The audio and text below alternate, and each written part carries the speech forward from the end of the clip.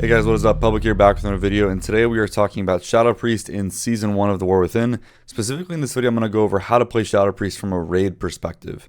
So we're going to kind of focus on just raiding in this video and go over things like talents, do openers for single target, and I'll also cover some stuff with like gearing, stat priority, and trinkets and that kind of thing. I'm not going to cover absolutely everything in this video. Be sure to check out the written guide that's linked in the description. That will be the thing that's most up to date, but this should get you through at least the first couple weeks of the season. It's very possible we're going to see some tuning changes, things like that. So if you're watching this video a couple weeks after Season 1 has started, double check, the description, the comments, or if I've put out new videos to see if anything has changed since I've actually recorded this. Without further ado, let's dive in. Okay, first things first, let's go ahead and cover talents. Now during this, I'm going to try to put some footage of me playing that actual spec on one side while I look at the talent tree on the other side. This gameplay, just for caveat, is looking from, pre-launch footage. So this is me testing around in the beta with these builds. Some of the exact spells might be a little bit different, but you should get the vague idea of how things work. And at least it's more gameplay. You're not just seeing me talking. So let's talk about talent builds. So I'm only going to show 4 builds in this video specifically for raiding. Now, for each spec, whether it's Archon or Voidweaver, you only need 2 talent builds for the entire raid. That'll get you through the entire thing. So each build, Archon and Voidweaver both have 2 builds, so in total there's 4 if you ever wanted to play both hero talent specs. So starting off, we're going to cover Archon first. Archon is currently simming about 1 to 2% of Voidweaver in all cases for raid, so in my opinion, you should default your builds to Archon as much as possible. But if you really want to play Voidweaver, you absolutely can. It's not like it's too far behind to consider it not being viable. You'll probably still see some people get some good results with it, good parses with it occasionally, but I think Archon on average will be slightly better. The big caveat before we dive in is with Voidweaver, it sims better than it probably will do in practice most cases, because in sims, your Entropic Rift is always going to hit everything, where if you're in a raid environment or whatever, if the boss is moving or if the tank has to move the boss and your Rift is losing out on ticks, it's going to fall further behind on Archon, and Archon just doesn't have the same disadvantage.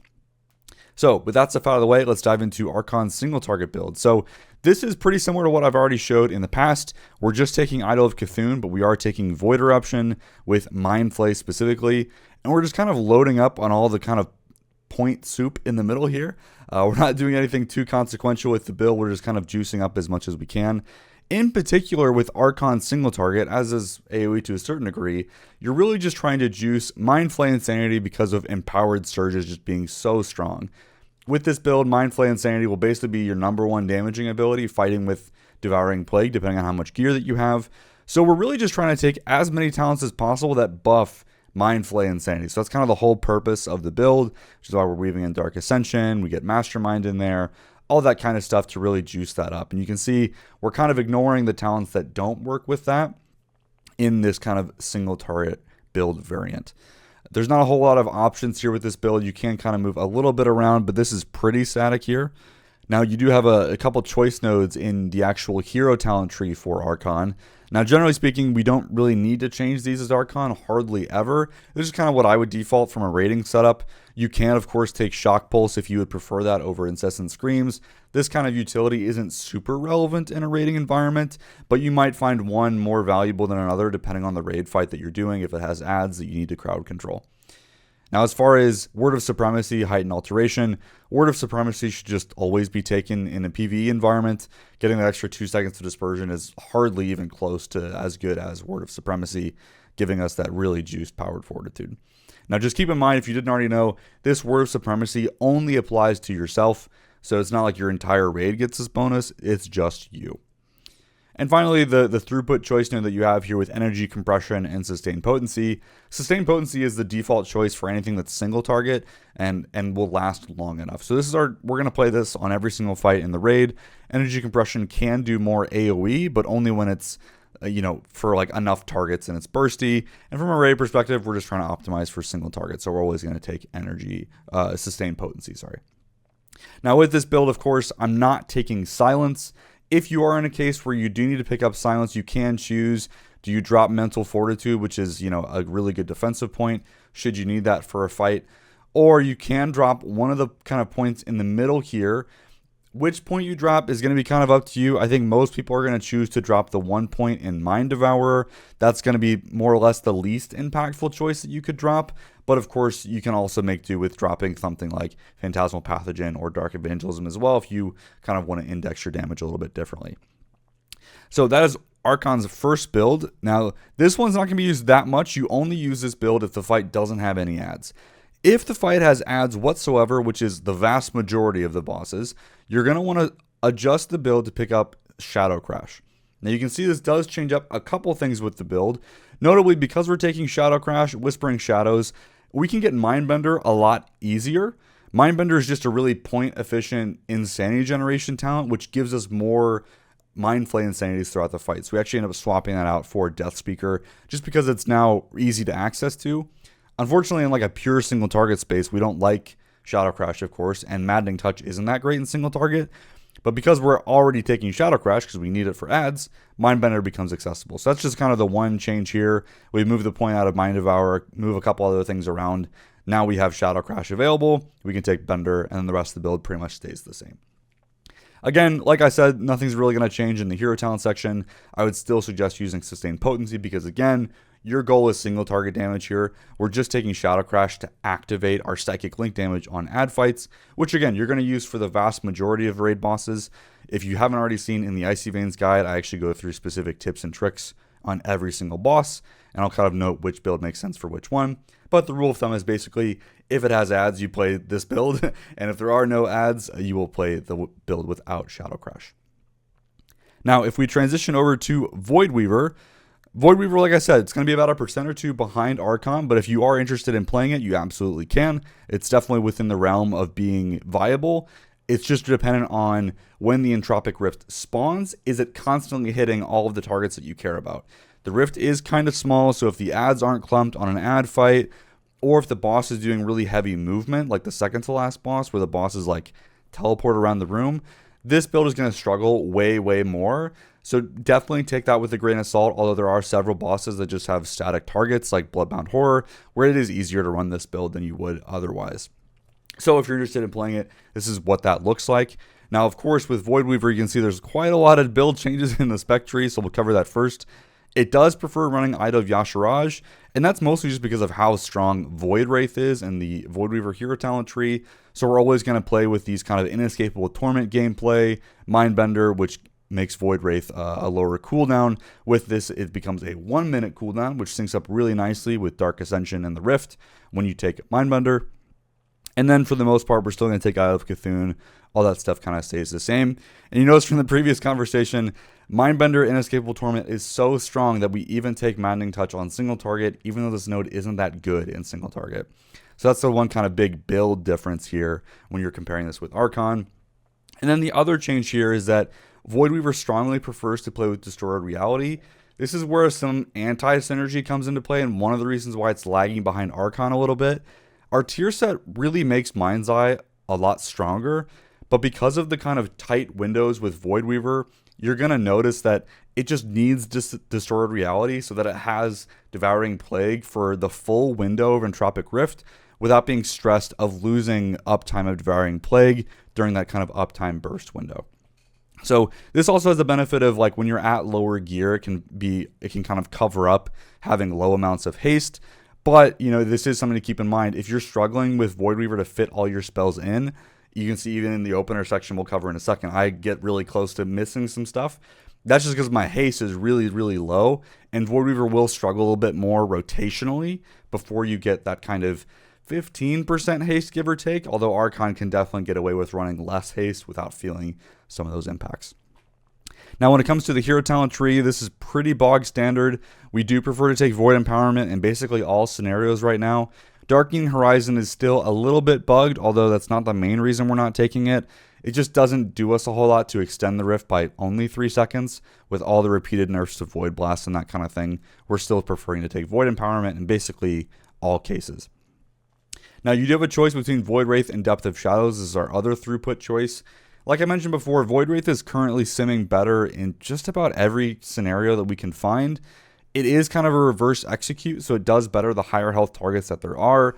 Unfortunately, Depth of Shadows is just severely undertuned, And furthermore, while Depth of Shadows can be procced by Death Speaker, picking up Death Speaker in this build is quite challenging just because of how valuable all of these points are in the bottom section.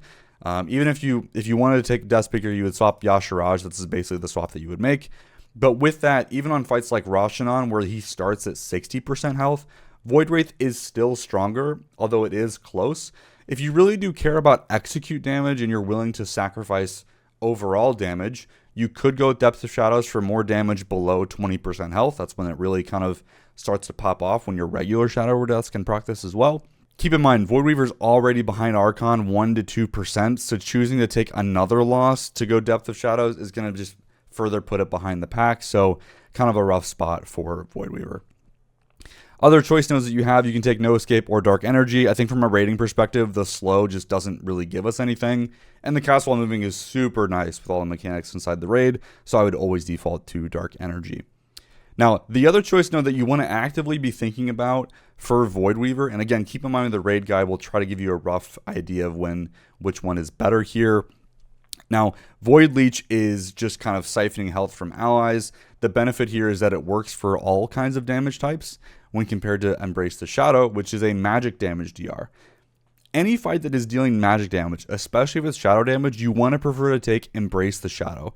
This is going to happen for like 60-70% of the fights where most of the damage taken is actually magical, and there's a lot of shadow damage taken as well. So for rating, a lot of the fights are going to like Embrace the Shadow. But for example, if there are any fights that are more physical damage oriented, you're not getting nearly as much value out of Embrace the Shadow, so I would just take Void Leech in that case. And Void Leech is like the saner default for most people. If you're not sure which one to pick, Void Leech will always look good. And then as you push content, especially as the content is heavy magic damage, like the last couple fights of the raid, inside of Mythic difficulty, Embrace the Shadow is going to be really, really nice for Voidweaver. All right, and of course, the last build with Voidweaver is the version with Shadow Crash. Not a whole lot changes here. We're just swapping the points out of Maddening Touch into Shadow Crash and Whispering Shadows. So if you're ever playing Voidweaver on a fight that has ads, you just make that choice and everything else stays the same. So that is talent builds that we have for Shadow Priest in Season 1 of the raid. Let's go ahead and dive into rotation. All right, let's dive into the rotation kind of breakdown. So in the background, you're going to see me performing the opener for Archon in this case, and we'll do Voidweaver as well. So starting off with Archon, the opener is going to look a little different to anyone that's used to playing Void Form Shadow Priest, particularly if you came from Dragonflight. A lot of this is just due to how squeezed we are for pressing spells inside of our opener. There's just a lot going on with Void Form, particularly when we have low amounts of haste, but this is the kind of ideal goal here. You might see a couple guides or even some logs do things slightly differently, and the important thing is that, as long as you're following the general goals for the spec, that's okay. You can kind of adjust this slightly. This is just kind of what I would suggest starting out with. So before we dive into the specific rotation, I want to cover the goals for playing Shadow Priest. If you get these goals down, the rest of the rotation will kind of happen naturally. There is some kind of minutia detail with like where you press certain spells and like a priority list, but generally speaking, let's follow these goals. So goal number 1, maintain Vampiric Touch and Shadow Word Pain at all times on all targets. When it comes to a raiding fight, if you care about killing a target, it should be dotted with Vampiric Touch and Shadow Word Pain. Because we have Misery, we don't really need to cast Shadow Word Pain hardly at all, maybe for movement and stuff like that, but Vampiric Touch will cover both of these dots. You want to make sure you have 99% uptime on these dots. Should be the first thing you press in a fight, and generally speaking, will more or less auto-refresh with Mental Decay, although a couple times you might have to refresh. There will be ads in a fight. If ads are important and you do want to kill them, use Shadow Crash to help dot them with Whispering Shadows, or you can manually cast dots on them if you absolutely have to. So that's goal number 1. Goal number 2 is to maintain uptime of Devouring Plague. So if you're not aware, our mastery heavily incentivizes us to keep all of our dots active on the target that we care about to blast for priority target damage. So with this, you want to maintain maximum uptime of Devouring Plague without actually capping on Insanity. So this means you want to be careful about when you actually cast Devouring Plague. In the opener, you'll notice during cooldowns, you can kind of more or less just full send Devouring Plague as it's available, but then when you're outside of cooldowns, you kind of want to wait to the very last second to refresh Devouring Plague because of the way the refresh mechanic works. If you didn't know, when you cast Devouring Plague and it's already active, it actually rolls all of that damage over to the new cast, so you're not actually losing damage when you refresh Devouring Plague, But the important mechanic with that is how the actual duration gets affected. It only adds the time to the next tick when you refresh. There's no like pandemic refresh duration like you're used to with our other dots, which is why you really just care about refreshing it kind of at the last second or within like 1 second of it expiring, just for as like a general rule. Now, your third goal is you want to generally use your short cooldown insanity generation spells like Void Bolt, Mind Blast, Surge of Insanity procs, that kind of thing. Again, this is a general sequence. You'll see the opener goes against this a little bit, but the idea here is you want to use these short cooldown spells before we lose uses of them. That's the kind of large goal of the rotation. Now, keep in mind, Mind Blast has 2 charges, so you have some wiggle room here. It also doesn't hit that hard, so we're not super pressed to using them that quickly. And Surge of Insanity procs is the big one this tier, but because Surge of Insanity stacks 4 times, you don't actually have to be that pressed to using them ASAP. You can kind of afford to spread them out within your rotation. And then the last thing, you just want to use your long cooldown spells, your cooldowns, Shadow Fiend, Void Torrent, Void Eruption, Power Infusion. You want to get as many uses of these cooldowns as possible. If you get these goals down, just simply speaking, you're going to do pretty well as a Shadow Priest. Even just doing these 4 without looking at anything else, you'll get like 80-90% parses just with that. Now, if you want to cover the last 10% or really kind of eking out your Shadow Priest as much as possible, that's where we can go into like the full priority list. Now, the one thing that I'll mention here with the opener as we kind of dive into Archon specifically, there's a couple caveats here just to help explain what's happening that might be a little bit less obvious. So first of all, with the opener, you can see that we're kind of going against the goals a little bit with how early we're pressing Void Torrent. This is a change coming from Dragonflight where with all the buffs to our spells, specifically Void Torrent was buffed into kind of relevancy here where it's just doing a lot more. And we want to get the insanity generation from Void Torrent and the corresponding Idol of Cthulhu as soon as we can in our cooldowns to get more Mind Flay Insanities in that window, more Devouring Plagues, that kind of thing. So we are kind of sacrificing a little bit of Mind Blast and Void Bolt cooldown usage here to slam Void Torrent relatively early. Now, you might see some guys that push this a bit further out. It's not really a big deal, but depending on like gearing and stuff like that, casting Void Torrent early is usually going to be the better play here if you can fit it in. Now, other things to keep in mind, you'll also notice that Mind Flay Insanity is not super high priority in the rotation. Like I already mentioned, you really only want to full send Mind Flay Insanity at like really high priority if you have 3 or 4 stacks of Surge of Insanity, because then you're kind of at risk of over capping and losing a use of this. We prefer to kind of use our other spells that are capped on charges like Mind Blast. Let's say you have a Death Speaker proc, something like that, before we kind of use our Mind Flay Insanity cast because we know that we can eventually cast them within our rotation. And we want to spread them out not only for the Insanity generation, but also just to kind of make sure we're pressing normal Mind Flay as little as possible, which is the full goal of the rotation. The last thing I'll mention for Archon specifically is Halo. So in the opener, you'll notice that we actually press Halo right before Void Eruption. After this cast, you're going to want to use Halo on cooldown as much as you can. Because Halo itself is a 1 second cast time, and Void Eruption is also a 1 second cast time, what this means, because we press Halo 2 times for every Void Eruption, Halo actually gets desynced by 1 second every cycle of our cooldowns. What this means is when you're pressing Halo on cooldown, your third cast of Halo, or basically every Halo cast inside of Void Eruption or with cooldowns, so every other one, will actually always happen inside of Void form after the first one. That's totally normal. That's going to happen, assuming you're just kind of full blasting the entire time. Just note, that's completely normal, and that's kind of how you want to play normally as Archon. All right, now with Voidweaver, there's not as much that we really need to cover. A lot of it's going to be very similar to what we already covered with Archon in the previous section. For the most part, the big changes here is that you're going to be casting Mindbender with Void Wraith and kind of Inescapable Torment gameplay paired with Dark Ascension. And you're really just trying to get the most out of your Entropic Rift windows with Void Torrent, spawning Entropic Rift, and really just kind of making sure you're optimizing your globals in that relatively short window because we're not playing Darkening Horizon basically ever. So with this in the opener, you're really kind of struggling, and unfortunately with the nerfs to Voidweaver, this is just kind of what happens.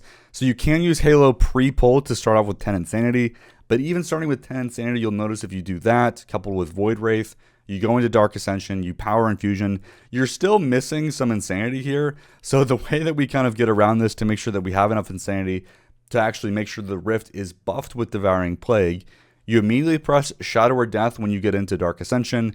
Then you Mind Flay until you get enough Insanity for Devouring Plague. Then you Devouring Plague, go into Void Torrent, and then you start your Rift window where you're just trying to prioritize getting as many Void Blast casts as possible. So in the Rift, you really only want to be using high priority spells like Void Blast and Devouring Plague.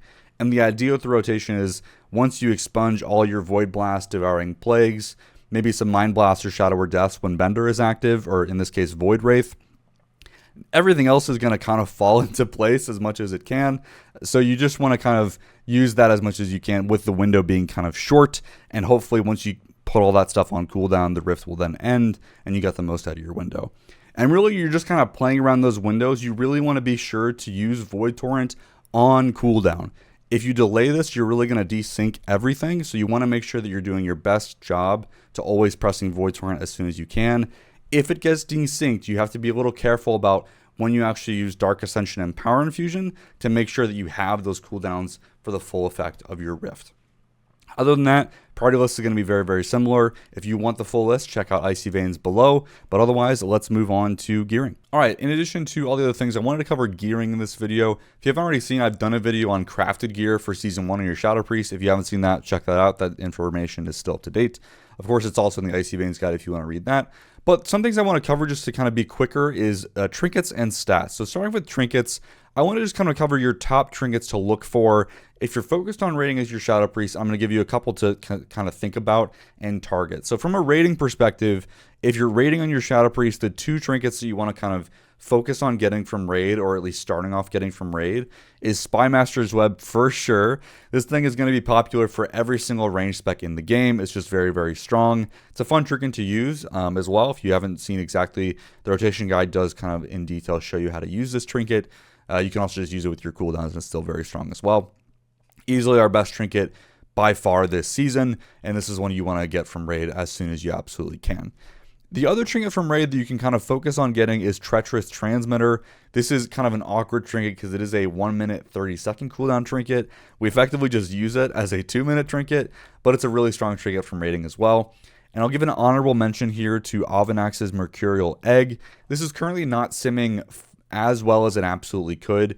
It's super conservative here, but if you can get really good usage of the stacks here, this can be a really good trinket early on. And the kind of plus side here is I don't think a whole lot of people are going to be chomping at the bit to get this trinket, so it might be an easy one to pick up early on the season. You just kind of play around with the stacks and your movement a little bit, and just note if you can optimize the stacks to always use it at 20 and 10 stacks respectively, you're going to get a little bit better value than you would if you were just simming the trinket naturally. Now, as you can see, there's quite a lot of other trinkets here in this list. We can get a lot of really good trinkets from Mythic Plus that are good in a raiding environment. So if you're focused on getting some trinkets for raiding and you're able to do Mythic Plus, I would highly suggest you focus on Arakara Sackbrood and Gale of Shadows. These are going to be easily the two that you want to kind of focus on from a raiding environment. There's also really good options with Unbound Changeling and Empowering Crystal as well, although I generally prefer Arakara and Gale of Shadows. Those two are also pretty strong as well. So try to get these trinkets to kind of help your Shadow Priest from a raiding environment. There are plenty of other trinkets as well. Those are just kind of my top options that I care about as a Shadow Priest. And of course, there's some Ulduar Time Walking trinkets in here as well. There's a couple other things mentioned, but yeah, this is just kind of our top set for Shadow. Now, the other thing I want to cover in this video before we end off is your stat priority. So if you haven't already seen, this goes really into depth on all kinds of stuff, including gems, enchants, all that stuff. But with stat priority, the things I wanted to cover is just kind of what you want to be targeting from a raid environment, especially because it's going to be a little different than usual in that from a raiding perspective, particularly as Archon, we're not as haste heavy as we used to be in the past. You still kind of care about haste mastery as your two best stats. But when it comes to a raiding environment, you more or less want to prioritize mastery over haste for single target. And the reason for that is Archon just doesn't have as many things that benefit from us getting a lot of haste. The main thing is like fitting in Void Torrent and all that kind of other stuff with our other spells. But otherwise, you kind of want to lean more into mastery.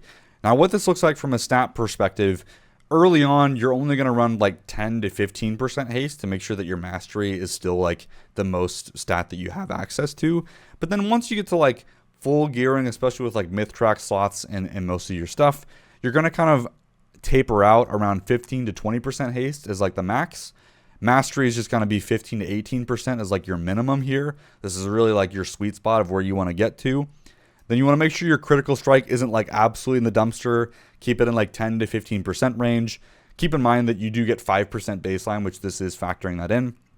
And then more or less, if you're in single target, the rest of your stat budget should just go to mastery. That's how strong it is from a rating perspective. Now, of course, in the video that we'll cover in Mythic Plus, we'll talk about how that changes. You more or less just flip these two, but that's your kind of rough stat priorities of Shadow Priest in Season 1. So that's all I have for this video. I know there's so much more to cover, but I'm trying to keep this a bit more brief. Let me know if you have any questions in the comments below. Let me know if you're playing Shadow Priest in Season 1, and look out for the Mythic Plus video coming soon. Thank you so much to everyone that supports me on Patreon, YouTube, Twitch. I love all of you guys. Thank you so much for all the support, and we'll see you in the next video.